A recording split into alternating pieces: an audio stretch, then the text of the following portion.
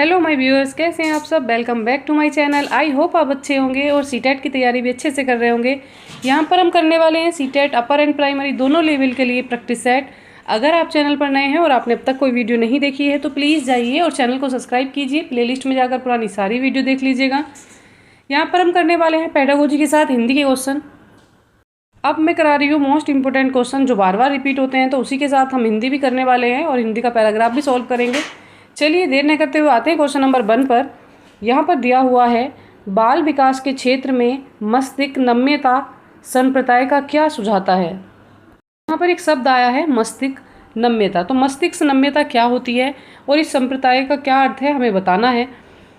तो यहाँ पर दिया हुआ है, बाल्यावस्था और किशोर अवस्था की जो पूरी अवस्था होती है संज्ञानात्मक विकास के लिए संवेदनशील अवस्था मानी जाती है। तो जो बाल्यावस्था होती है और किशोर अवस्था होती है, तो उसमें बच्चा क्या करता है, चीज़ें अनुकरण करके सीखता है। और बाल्यावस्था में बच्चे के साथ यही होता है, अपने से बड़ों को देखता है, समाज के साथ अंतःक्रिया करता है और जो चीज़ें उसके आसपास चल रही होती हैं, जो उसके पास माहौल होता है या वातावरण होता है, तो बच्चा उससे क्या करता है, बहुत सारी चीज़ें जो है सीख लेता है। अगर उसके पास अच्छा माहौल होगा तो बच्चा अच्छी चीज़ें सीखेगा, अगर वो गलत संगति में पड़ जाता है तो बच्चा गलत चीज़ें सीखता है। वैसी ही सेम अवस्था होती है किशोर अवस्था। इसमें बच्चे का क्या होता है, बच्चे में अहम केंद्रिता आ जाती है। बच्चा सोचता है कि जो भी मैं करता हूँ वो सही करता हूँ और वह स्वतंत्रता का भाव फील करने लगता है। उसको लगता है कि उसे आज़ाद होना चाहिए। उसे पेरेंट्स की जो रोक टोक होती है वो पसंद नहीं आती है। टीचर उसको कुछ कहते हैं तो वो सुनता नहीं है। उससे भी क्या करता है, दोस्त बनाने लगता है, अपने पसंद के कार्य करने लगता है। उसे लगता है कि दोस्त ही उसकी सबसे अच्छी पूंजी है। माता पिता या अन्य जो व्यक्ति हैं उसको रोकते हैं, टोकते हैं। दोस्त क्या करते हैं, जैसा वो करता है उसको क्या करते हैं, उस चीज़ में प्रोत्साहित करते हैं। तो वो अवस्था जो होती है एक ऐसी अवस्था होती है जो जिसमें बच्चे का संज्ञानात्मक विकास क्या होता है, इफेक्ट करता है, प्रभावित होता है चीज़ों से।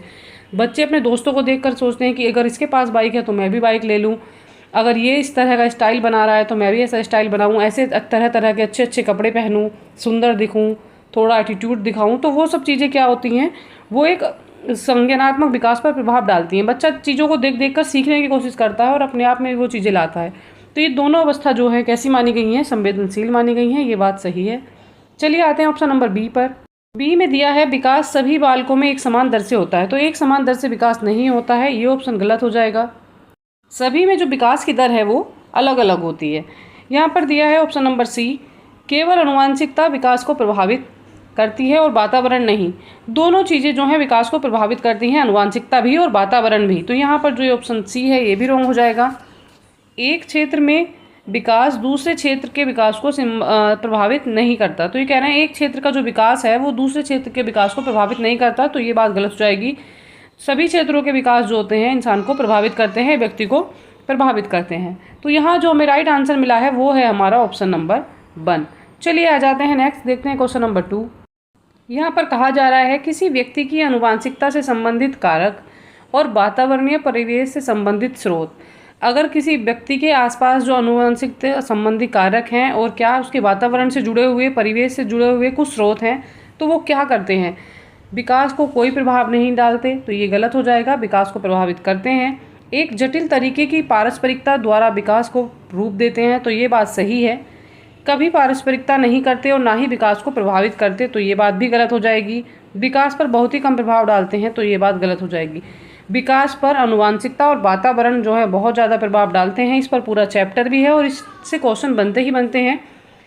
तो जो होते हैं इनमें क्या होता है, पारस्परिक एक जटिल संबंध होता है और एक दूसरे के जटिल तरीके के द्वारा ही क्या करते हैं, ये विकास को प्रभावित करते हैं। यहाँ पर ऑप्शन नंबर बी जो है ये करेक्ट हो जाएगा। B is the right answer. चलिए आते हैं नेक्स्ट, देखते हैं क्वेश्चन नंबर 3 में क्या है। 3 में दिया है, एक बालक अपना प्रारंभिक सामाजिकरण का पाठ से पाता है। बच्चे का जो प्रारंभिकरण में क्या होता है, सामाजिकरण होता है प्रारंभ में, तो वह किससे उसका पाठ मिलता है, उसको किससे सीखने के लिए मिलता है। तो सबसे पहले बच्चा किसके संपर्क में आता है, विद्यालय। विद्यालय नहीं होगा, मीडिया भी नहीं होगा। बात क्या हो रही है, प्रारंभिक है अर्थात प्राइमरी स्टेज है उसकी। ऑप्शन नंबर सी में दिया हुआ है माता पिता और डी में है अखबारों। तो अखबारों का संपर्क बच्चे से बहुत बाद में होता है। बच्चा जब पढ़ना लिखना सीख जाता है तब वह अखबार पढ़ता है। तो उसका जो सबसे पहले परिचय होता है किससे होता है, जन्म के पश्चात बच्चे का जो परिचय होता है वो अपने माता पिता से होता है। अर्थात प्राइमरी स्तर पर वह सबसे पहले किससे जुड़ता है, अपने माता पिता से जुड़ता है और उन्हीं से चीज़ें सीखता है। वही उसको समाजीकरण की चीज़ें सिखाते हैं। जैसे कि बच्चा धीरे धीरे बोलना सीखता है, मम्मा पापा, खाना, ये सब चीज़ें सीखता है तो माता पिता उसको और क्या सिखाते हैं, बोलते हैं कि नमस्ते करो, अंकल हैं, आंटी हैं, तो ये सब चीज़ें कौन सिखाता है उसको। ये सब चीज़ें जो हैं बच्चे को पहले पता नहीं होती हैं, ये सब उसके पेरेंट्स ही उसको गाइड करते हैं, सिखाते हैं घर पर। तो ये सारी चीज़ें जो करते हैं माता पिता करते हैं, तो वे ही प्राथमिक संस्था के अंतर्गत आ जाते हैं। यहाँ पर ऑप्शन नंबर सी जो है ये करेक्ट है। चलिए आते हैं क्वेश्चन नंबर 4 पर। 4 में क्या दिया हुआ है, यहाँ दिया है जीन पियाजे के संज्ञानात्मक विकास के सिद्धांत के अनुसार निम्न में से किस चरण पर बच्चे वस्तुओं को वर्णित करने के लिए संकेतों का इस्तेमाल करते हैं। तो कौन सी अवस्था है जिसमें बच्चे क्या करते हैं, संकेतों का उपयोग करते हैं जो है चीज़ों को बताने के लिए। जैसे कोई चीज़ उन्हें बतानी है तो वो उसकी ओर इशारा करेंगे, या खाने को भी कुछ और बोल सकते हैं बच्चे। तो 0 से 2 साल का बच्चा तो इतनी सब बातें नहीं बोलता है। जो अवस्था कौन सी होती है, वो होती है संवेदीगामक अवस्था। तो इस अवस्था में बच्चा चीज़ों के लिए कोई इशारे के यूज़ नहीं कर सकता है, तो ये ऑप्शन हो जाएगा यहाँ पर रॉन्ग। चलिए देखते हैं पूर्व संक्रियात्मक। तो ये अवस्था होती है 2 से 7 वर्ष का बच्चा, यहाँ पर आ जाएगी। 2 से 7 वर्ष की अवस्था जो होती है बाल्यावस्था में ही आप इसको काउंट करते हैं। तो इसी में बच्चा क्या करता है, जैसे वह क्या बोलता है, पानी को क्या बोलता है, कई बार ऐसा होता है कि मम बोलते हैं, मम बोल देते हैं पानी को कि मम पीना है, या वाक्य को सिखाई जाती है तो बच्चा उसी को इंडिकेट करके बोलता है। छोटे बच्चे जो होते हैं मुंह पर हाथ लगाकर भी बताएंगे कि उन्हें प्यास लगी है, या पेट पर हाथ लगाएंगे कि उन्हें भूख लगी है। तो इस तरह के संकेत भी बच्चे देते हैं। तो ये अवस्था क्या होती है, 2 से 7 वर्ष के बीच की अवस्था होती है। फिर आती है मूर्त संक्रियात्मक अवस्था। तो ये 7 से 11 वर्ष की अवस्था है। इसमें बच्चे बड़े हो जाते हैं और इस तरह के कोई कार्य नहीं करते। डी में है औपचारिक संक्रियात्मक। तो ये अवस्था हो जाएगी 11 से 13। तो इसमें भी बच्चे इस तरह के कार्य नहीं करते हैं। तो यहाँ जो राइट आंसर हमें मिला है वो हमारा कौन सा हो जाएगा, वो हो जाएगा हमारा ऑप्शन नंबर बी, पूर्व संक्रियात्मक अवस्था। बच्चा इसमें क्या करता है, इशारों के द्वारा चीज़ों को बोलना सीखता है, ठीक है, बताता है उनको। ऑप्शन नंबर बी करेक्ट है। चलिए आते हैं नेक्स्ट क्वेश्चन 5 में देखते हैं। यहाँ पर दिया है जीन पियाजे के अनुसार मस्तिष्क में ज्ञान की व्यवस्थित संरचना क्या कहलाती है। तो जो मस्तिष्क में ज्ञान की व्यवस्थित संरचना है वो क्या कहलाती है। चलिए ऑप्शन देख लेते हैं क्या क्या दे रखे हैं। संचालन नहीं बोलते हैं इसको, अनैच्छिक सहज क्रियाएं नहीं, संप्रत्यय भी नहीं, इसको बोला जाता है स्कीमा। पियाजे जी इसको स्कीमा बोलते हैं। जहाँ पर पियाजे का नाम आए और मस्तिष्क की बात आए वहाँ पर आप आंसर में स्कीमा ही टिक करेंगे। ऑप्शन नंबर बी करेक्ट है। चलिए आते हैं नेक्स्ट, देखते हैं क्वेश्चन नंबर 4 में क्या है। यहाँ पर दिया है समीपस्थ विकास का क्षेत्र अधिगम में संप्रत्यय की चर्चा निम्न में से किसने की। तो समीपस्थ विकास के क्षेत्र में अधिगम की जो चर्चा की है वो किसने की है, कि समीपस्थ विकास के द्वारा भी बच्चे का क्या हो सकता है, अधिगम हो सकता है। तो यहाँ पर ऑप्शन दे रखे हैं क्या, लॉरेंस कोहलबर्ग हैं, लेव वाइगोत्स्की हैं। नेक्स्ट ऑप्शन देख लेते हैं। यहाँ पर दिया है जीन पियाजे, हार्वर्ड गार्डनर। तो जो राइट आंसर हमारा हो जाएगा वो है हमारा ऑप्शन नंबर बी। समीपस्थ विकास का क्षेत्र जो दिया है वो दिया है लेव वाइगोत्स्की ने। ऑप्शन नंबर बी जो है ये करेक्ट है। चलिए आते हैं नेक्स्ट क्वेश्चन नंबर 5 देखते हैं। यहाँ पर दिया है चिंतन प्रक्रिया का वर्णन करते हुए लेव वाइगोत्स्की स्पष्ट रूप से की महत्ता पर जोर देते हैं। तो किसकी महत्ता पर जो है लेव वाइगोत्स्की जोर देते हैं। यहाँ पर दिया है संस्कृति, परिपक्वता, नकारात्मक प्रतिपुष्टि या पुनर्वलन। तो यहाँ जो राइट आंसर हो जाएगा, बात लेव वाइगोत्स्की की हो रही है तो बात समाज की होगी, और समाज की होगी तो समाज में क्या क्या चीज़ें आ जाती हैं वो आप देख लेते हैं। समाज में क्या आएगा, परिपक्वता बच्चे में आती है, समाज में नहीं, नकारात्मक प्रतिपुष्टि भी नहीं और पुनर्वलन भी नहीं। यहाँ पर जो बात समाज की होगी तो क्या आएगा, संस्कृति उससे जुड़ी हुई पाई जाती है, संस्कृति आती है। तो जो ऑप्शन नंबर ए है ये करेक्ट हो जाएगा। उन्होंने स्पष्ट रूप से संस्कृति के महत्व पर जोर दिया है। ऑप्शन नंबर ए करेक्ट है। चलिए आ जाते हैं नेक्स्ट पर, देख लेते हैं नेक्स्ट में क्या है। क्वेश्चन नंबर देखते हैं 8। यहाँ दिया हुआ है निम्न में से किसने बच्चों और वयस्कों में नैतिक तार्किकता का वर्णन करने विकास के चरणों का सही क्रम सुझाया था। तो निम्न में से किसने बच्चों और वयस्कों में नैतिकता और तार्किकता का वर्णन करने के लिए विकास के जो चरण होते हैं वो सही बताए हैं, किसने बताए हैं ये। B.F. स्किनर हैं, हार्वर्ड गार्डनर है, लॉरेंस कोहलबर्ग हैं या लेव वाइगोत्स्की हैं। तो नैतिकता की बात होती है तो आप आंख बंद करके आंसर टिक कर देंगे। यहाँ पर ऑप्शन नंबर जो है सी ये करेक्ट हो जाएगा। लॉरेंस कोहलबर्ग ने ही नैतिकता की बात की है और उन्होंने ही नैतिकता के चरण दिए हैं। आप कुछ ट्रिकें हैं जो याद रखनी है। मैं आपको एग्जाम से पहले इस पर वीडियो जरूर लेकर आऊँगी आपके लिए, और आपको समझाऊंगी कि आप अगर क्वेश्चन नहीं आते हैं तो किस एक कीवर्ड को आप पकड़कर आंसर कर सकते हैं। चलिए आते हैं नेक्स्ट, देखते हैं क्वेश्चन नंबर 9। यहाँ पर दिया है अभिकथन। एक अध्यापक को कक्षा में कई प्रकार के अध्यापन, अधिगम सामग्री और शैक्षिक संसाधन जो है प्रदान करने चाहिए और विद्यार्थियों को उन्हें जांचने के लिए प्रोत्साहित करना चाहिए। तो ऐसा कब करना चाहिए? कथन सही है। चलिए देखते हैं बी में क्या दे रखा है, इसके तर्क में क्या है। इसके तर्क में दिया है एक सहायक माहौल में विद्यार्थी ज्ञान के निर्माण करने में सक्षम होते हैं। अर्थात क्या है, बच्चों को जो है एक संसाधन परिपूर्ण माहौल देना चाहिए जिससे बच्चे जो हैं सीख जाएं। तो यहाँ पर तर्क भी सही है और कथन भी सही है। चलिए इसका आंसर देखते हैं। ए और आर दोनों सही हैं और आर जो है ए की सही व्याख्या करता है, तो ऑप्शन नंबर जो ए है ये करेक्ट हो जाएगा। बी में दिया है ए आर दोनों सही लेकिन आर ए की सही व्याख्या नहीं करता है। ए सही आर गलत, ए और आर दोनों गलत हैं तो ये भी रॉन्ग हो जाएगा। यहाँ पर राइट आंसर है हमारा ऑप्शन नंबर ए और आर दोनों सही और आर ए की सही व्याख्या भी करता है। चलिए आते हैं नेक्स्ट पर। यहाँ पर कहा जा रहा है बुद्धि लब्धि आईक्यू परीक्षणों की आलोचना करने का आधार क्या है। जो आईक्यू टेस्ट होते हैं उनकी आलोचनाएं क्यों की जाती हैं, उनमें कमियां क्यों निकाली जाती हैं। पक्षपाती मानदंड है, गुणात्मक आकलन का प्रयोग है, सांस्कृतिक संवेदनशीलता को ध्यान में रखना है, बच्चे के सामाजिक परिप्रेक्ष्य को शामिल करना है। तो सामाजिक परिप्रेक्ष्य को शामिल नहीं करते, ना ही उसकी संवेदनशीलता पर ध्यान रखते हैं, ना ही गुणात्मक आकलन का प्रयोग करते हैं। यहाँ पर क्या होता है, पक्षपाती मानदंड होता है, इसी की वजह से उनकी जो है आलोचना की जाती है। चलिए आते हैं नेक्स्ट, देखते हैं क्वेश्चन नंबर क्या है। क्वेश्चन नंबर 11 में दे रखा है लेव वाइगोत्स्की के अनुसार भाषा क्या है। तो भाषा क्या होती है लेव वाइगोत्स्की के अनुसार, उन्होंने क्या बताया है। चिंतन में बाधक होती है, सोचने के लिए क्या करती है, हमें बाधा उत्पन्न करती है, तो ये गलत हो जाएगा। चिंतन को सुसाधित करती है, चिंतन को सुसाधित करने में कोई भूमिका नहीं निभाती है, या का चिंतन पर बहुत कम प्रभाव पड़ता है, तो ये गलत हो जाएगा। भाषा जो होती है चिंतन को सुसाधित करती है। अगर आप सही से बोल ही नहीं पाएंगे चीज़ों को या समझ ही नहीं पाएंगे तो चिंतन ही क्या करेंगे। तो जो भाषा होती है वो चिंतन को क्या करती है, सुसाधित करती है। मान लीजिए आपको इंग्लिश ही नहीं आती है और आपको बोला जाए कि आप इंग्लिश में कुछ सोचिए या उसके बारे में चिंतन कीजिए, कोई प्रॉब्लम आपको दी जा रही है कि उस समस्या का समाधान करिए, तो आप कैसे कर पाएंगे जब तक कि आपको इंग्लिश लैंग्वेज ही नहीं आती। तो क्या ज़रूरी है, अगर भाषा आपको आती है तो आप अच्छे से चीज़ों का क्या कर सकते हैं, प्रॉब्लम सॉल्व कर सकते हैं, समाधान दे सकते हैं, चिंतन कर सकते हैं। ठीक है, तो यहाँ पर जो ऑप्शन नंबर बी है वो करेक्ट है, चिंतन को सुसाधित कर देती है जो लैंग्वेज होती है। चलिए आते हैं क्वेश्चन नंबर 12 पर। यहाँ पर दिया है वैकल्पिक विषयों के चुनाव में लड़कियों के लिए गृह विज्ञान का विषय और लड़कों के लिए शारीरिक शिक्षा के विषय को सीमित कर देने की प्रथा किस पर आधारित है। तो यह किस पर आधारित है, बताया जा रहा है कि लड़कियों को गृह विज्ञान देना चाहिए और लड़कों को क्या, शारीरिक शिक्षा उन्हें देनी चाहिए, खेलकूद में उन्हें आगे करना चाहिए। तो ये किस तरह की प्रथा है। जो प्रथा होती हैं, परंपराएं होती हैं जो चली आती हैं, तो वो किस में आ जाती हैं, वो रूढ़िवादिता में आती हैं। और यहाँ पर बात की जा रही है लड़का और लड़की की अलग अलग करके, तो ये हो जाती हैं जेंडर, तो ये आ जाएगा जेंडर रूढ़िवादिता में। समावेशी उपागम नहीं, जेंडर समानता यहाँ पर नहीं दिख रही है, कोई समानता का काम यहाँ पर नहीं हो रहा, ना ही खोजी उपागम है। यहाँ दिखाई दे रहा है हमें क्या, यहाँ पर जेंडर रूढ़िवादिता है, जेंडर रूढ़ियाँ चली आ रही हैं जिनके बारे में यहाँ बात हो रही है कि लड़के ये कार्य करते हैं और लड़कियाँ इस तरह का कार्य करती हैं। ऑप्शन नंबर ए जो है ये करेक्ट है। चलिए आते हैं क्वेश्चन नंबर 13 पर। 13 में क्या दिया हुआ है, यहाँ दिया है कक्षा में विविधता अध्यापन अधिगम प्रक्रिया में समस्या उत्पन्न करता है, संसाधन है, रुकावट है या बाधा है।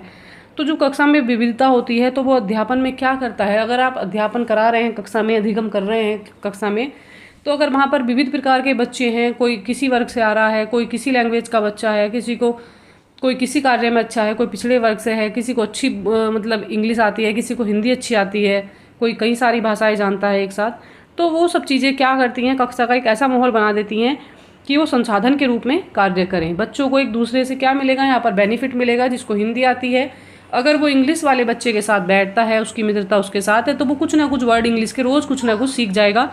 तो इस तरह से क्या होता है, ये एक संसाधन का कार्य करती है, संसाधन के रूप में मानी गई है। ऑप्शन नंबर बी जो है ये करेक्ट हो जाएगा। चलिए देख लेते हैं क्वेश्चन नंबर 14 में क्या है। यहाँ पर क्या दिया हुआ है, यहाँ दे रखा है निम्न में से किस प्रकार का मूल्यांकन विद्यार्थियों के लिए अधिगम का रूप बन जाता है। तो किस प्रकार का जो मूल्यांकन हो जो बच्चों के लिए अधिगम का रूप माना जाए। सत्र के अंत में अध्यापक द्वारा दिया गया मूल्यांकन, सत्र से पहले विशिष्ट शिक्षक द्वारा किया गया मूल्यांकन, विद्यार्थियों द्वारा किया गया स्वयं मूल्यांकन या मानकीकृत परीक्षणों का मूल्यांकन। मानकीकृत तरीके का मूल्यांकन गलत हो जाएगा, सत्र से पहले और सत्र के अंत का मूल्यांकन भी गलत है। अगर बच्चे खुद का ही मूल्यांकन कर पा रहे हैं तो उन्हें पता लग जाएगा कि उनमें कहाँ कमियाँ हो रही हैं, उन्हें कहाँ सुधार की आवश्यकता है। तो ये क्या हो जाता है, एक तरह से अधिगम का रूप बन जाता है। बच्चे क्या करेंगे, उससे सीख लेते हैं और अपनी कमियों को सुधारते हैं, नई चीज़ें सीखते हैं। तो यहाँ पर ये अधिगम का रूप माना जाता है। मान लीजिए बच्चे को कोई आपने क्वेश्चन दिया करने के लिए या कोई समस्या उसको आ रही है, उसको पता लगा कि उसने कहाँ पर मिस्टेक की है और उसको वो वापस क्या करता है, करेक्ट कर लेता है, क्योंकि उसने खुद का मूल्यांकन कर लिया है। तो यहाँ पर क्या होता है, वह किसी न किसी तरह से अधिगम कर रहा है, सीख रहा है। ऑप्शन नंबर सी जो है ये करेक्ट है। चलिए आते हैं नेक्स्ट पर। 15 में दिया है अभिकथन, किसी नए संप्रत्यय को सीखने के समय अध्यापिका द्वारा विद्यार्थियों को सवाल पूछने और अपने संदेह को स्पष्ट करने के लिए प्रोत्साहित किया जाना चाहिए। तो सही बात है, अगर बच्चे को कुछ पढ़ाया जा रहा है, कुछ सिखाया जा रहा है, तो उनको क्या किया जाए, प्रोत्साहित किया जाए कि बेटा आपको जो चीज़ समझ नहीं आ रही है आप क्वेश्चन पूछ सकते हैं, या कहीं डाउट है तो आप उसको क्लियर कर सकते हैं। अपने किसी डाउट को क्लियर करने के लिए बच्चे प्रश्न पूछते हैं तो क्या होता है, वो अच्छे से सीखते हैं, उनकी रुचि होती है और वो ध्यान से सुनते हैं इस चीज़ों को। अगर टीचर उनको पहले ही बोल देता है कि आपको कोई प्रॉब्लम आए तो आप क्लियर कर सकते हैं, तो बच्चे जो हैं ध्यानपूर्वक सुनेंगे और समझेंगे और देखेंगे कि कहाँ उनको प्रॉब्लम आ रही है, क्या डाउट है। तो ये चीज़ें जो हैं पॉजिटिव है। ऑप्शन जो इसका कथन है दिया हुआ क्वेश्चन 15 में, ये करेक्ट है। चलिए तर्क भी देखते हैं। सवाल पूछना समालोचनात्मक चिंतन के विकास में बाधा पैदा करता है। तो ऐसा नहीं है बच्चे सवाल पूछेंगे तो बच्चों का जो विकास है वो बाधित होगा, ऐसा नहीं होता है। यहाँ पर जो तर्क है ये गलत हो जाएगा और जो कथन है वो सत्य है, सही है। चलिए ऑप्शंस देखते हैं। यहाँ दिया हुआ है क्या, ए आर दोनों सही और जो आर है ए की सही व्याख्या करता है। यहाँ पर दे रखा है ए आर दोनों सही है लेकिन आर ए की सही व्याख्या नहीं करता है। तो दोनों चीज़ें जो हैं गलत हो जाएंगी, क्योंकि ए सही है और आर जो है ये गलत है। यहाँ दे रखा है ए सही लेकिन आर गलत है, तो ये सही हो जाएगा। और ऑप्शन डी में दिया हुआ है ए आर दोनों गलत हैं, तो ये भी रॉन्ग हो जाएगा। यहाँ पर जो राइट आंसर है वो option number C, C is the right answer. चलिए आ जाते हैं नेक्स्ट। अब आते हैं हम हिंदी पर, और यहाँ हमें दिया हुआ है क्या, एक यहाँ पर दिया हुआ है गद्यांश, एक पोयम दी हुई है, उसको हमें पढ़ना है और उसके बेस हमें क्या करना है, आंसर करने हैं। यहाँ पर जब भी आप एक गद्यांश को या एक पद्यांश को सोल्व करेंगे, एक पैराग्राफ को सोल्व करेंगे, तो आप बिल्कुल भी अपनी साइड से आंसर नहीं करेंगे। मैं आपको पहले वीडियो में भी एक्सप्लेन कर चुकी हूँ, जो दिया हुआ है पैराग्राफ में आप उसी के अकॉर्डिंग आंसर देंगे। अगर आप अपनी समझ से अपने अकॉर्डिंग आंसर करते हैं तो क्वेश्चन का आंसर जो है वो रॉन्ग हो जाता है, क्योंकि एनसीईआरटी बेस्ड ये होते हैं पैराग्राफ वगैरह, और वो अपने ही आंसर को सही मानते हैं जो गद्यांश में दिया होता है, इसलिए अपनी साइड से आंसर कभी नहीं करना है। चलिए इसको पढ़ लेते हैं। रिमझिम क्या कुछ कहते बूंदों के स्वर, रोम सिर उठते छूते वे भीतर अंतर, धाराओं पर धाराएं झरती धरती पर, रज के कण कण में तृण तृण की पुलाकवली भर, पकड़ बारी की धार झूलता है मेरा मन, आओ रे सब मुझे घेर कर गाओ सावन, इंद्रधनुष के झूले में झूले मिल सब जन। यहाँ पर क्या बात हो रही है कि बारिश हो रही है और उसकी बूंदें जो हैं कुछ कह रही हैं, कुछ कहने की कोशिश कर रही हैं, और उनसे क्या हो रहा है, जो रोम रोम है वो क्या हो रहा है, वो हमारे रोम रोम को छू कर गुजर रही हैं और भीतर से सिहर उठते हैं, मतलब अंदर से थोड़ा कांप उठते हैं। धाराओं पर धाराएं झरती धरती पर, जो धाराएं हैं वो क्या हो रही हैं, धाराओं पे धाराएं, बारिश की जो बूंदें हैं क्या हो रही हैं, धारा के रूप में प्रभावित हो रही हैं और धरती पर गिर रही हैं। रज के कण कण में तृण, रज क्या होता है, रज बोलते हैं यहाँ पर मिट्टी को, तो जो मिट्टी है उसके कण कण में क्या हो रहा है, वो पुलकित हो रहे हैं और खुश हो रहे हैं, मतलब मिट्टी का कण कण खिल रहा है। पकड़ बारी की धार, यहाँ पर बारी शब्द जो आया है ये किसके लिए आया है, बारी बोला जाता है। बारिश की जो धार है वो कैसी हो रही है, झूलता है मेरा मन, बारिश की धार को ऐसे पकड़ रखा है जैसे कि झूले झूलते हुए रस्सी को साइड से पकड़ते हैं ना, उस तरह से पकड़कर उसका मन जो है वो झूल रहा है। आओ रे सब मुझे घेर कर गाओ सावन, और इंद्रधनुष के झूले में झूले मिलकर सब जन, जो इंद्रधनुष निकल रहा है उसको झूला समझकर क्या करें, सब जन झूलें, ये बात यहाँ पर की जा रही है। चलिए क्वेश्चन देखते हैं इसके बाद। कविता में किस समय का वर्णन किया जा रहा है, तो कविता में गर्मी का वर्णन है, सर्दी का है, सावन का है या बसंत का है। अगर बारिश की बात हो रही है तो गर्मी नहीं है, सर्दी भी नहीं है और ना ही बसंत होगा। बसंत होता तो फूलों की बात होती, यहाँ पर बारिश की बात है तो सावन की ही बात हो रही है, सावन में ही बहुत ज़्यादा वर्षा होती है। ऑप्शन नंबर जो सी है ये करेक्ट हो जाएगा। चलिए आते हैं 17 पर। यहाँ पर दिया है बारी की धार से क्या तात्पर्य है, तो यहाँ बारी की धार किसको बोला गया है, तलवार की धार है, बारिश की सीढ़ी बनी हुई है, बूंदों की लड़ी है या खड़क की धार है। खड़क भी तलवार को ही बोलते हैं, तो ये भी नहीं होगा। बारिश की सीढ़ी भी नहीं है, तलवार की धार नहीं। बूंदों की जो लड़ी हैं वो कैसी हो रही हैं, वो ऐसे जा रही हैं, मान लीजिए कि बारिश की जो है एक धार बन गई है, लगातार गिरे जा रही हैं, तो बूंदों की लड़ियों को बोला जा रहा है। चलिए आते हैं नेक्स्ट, देखते हैं क्वेश्चन नंबर 18 में क्या है। यहाँ पर क्या दिया है, जीवन में सावन मन भावन से क्या आशय है। जीवन में जो सावन है वो मन को भाता है, मन को लुभाता है। तो जीवन में खुशियाँ रहें, जीवन में सावन रहे, जीवन मन भावन रहे, या सावन का नाम मन भावन है। तो यहाँ पर क्या राइट आंसर हो जाएगा, जीवन में सावन मन भावन, अर्थात जीवन में जो है क्या खुशियाँ रहें। जिस तरह से सावन में सब कुछ खुश हो जाता है, सभी जगह हरियाली हरियाली दिखती है, सभी प्रसन्न हो जाते हैं, उसी प्रकार जीवन में क्या रहें, खुशियाँ रहे, ये आशय है। ऑप्शन नंबर ए जो है ये करेक्ट हो जाता है। चलिए देखते हैं 19 में क्या है। यहाँ पर दिया है रोम सिहर उठते हैं। रोम सिहर उठते हैं किससे, मन के भय से, मन प्रफुल्लित होना, मन का सिहर उठना, या मन में शंकाकुल होना, मन में कोई दुविधा होना, शंका होना। तो मन में कोई भय भी नहीं है, यहाँ पर किसी प्रकार का कोई भय नहीं। वर्षा हो रही है तो मन जो है प्रसन्न है, ना ही मन सिर उठ रहा है और ना ही मन में शंकाकुल है, कोई शंका भी नहीं है। यहाँ पर क्या है, मन जो है प्रफुल्लित है, और प्रफुल्लित होने के कारण जो है क्या होता है, उसका रोम रोम जो है खुशी से सिहर उठता है। ऑप्शन नंबर जो बी है ये करेक्ट है। चलिए आते हैं 20 पर। क्वेश्चन नंबर 20 में दिया है रज का क्या अर्थ है। जैसा मैंने गद्यांश को पढ़ते वक्त आपको बताया था, पढ़ते समय बताया था कि रज जो होता है मिट्टी को बोला जाता है। और एक बहुत अच्छा एग्जाम्पल मैं आपको देने वाली हूँ यहाँ पर, जिससे आप इसको कभी नहीं भूल पाएंगे। आपने वृंदावन का नाम सुना होगा और भगवान कृष्ण का नाम भी सुना होगा, और वहाँ की मिट्टी को जो बोला जाता है ब्रज की रज बोला जाता है। उसमें एक लय होती है ब्रज और रज, उसको क्या किया जाता है, तुकबंदी उसमें होती है। बोलते हैं कि जो ब्रज की रज में नहीं नहाया वो कहीं नहीं नहाया, उसे क्या अर्थात मोक्ष की प्राप्ति नहीं होगी। ब्रज की रज में नहाते ही मोक्ष की प्राप्ति इंसान को हो जाती है, अच्छे कर्म होते हैं। तो यहाँ पर जो ऑप्शन नंबर ई है वो करेक्ट हो जाएगा। रज बोला जाता है यहाँ पर धूल को, बाकी ऑप्शन आप कट कर देंगे। चलिए इतना अच्छा एग्जाम्पल मैंने आपको दिया है, आप कभी नहीं भूल पाएंगे। देखते हैं 21 में दिया हुआ है झूलता है मेरा मन में कौन सा अलंकार है, हमें बताना है। तो मन को क्या कह रहा है, वो मन को एक मनुष्य की तरह देख रहा है, अर्थात मन नहीं झूल सकता है, मनुष्य ही झूले पर झूल सकता है।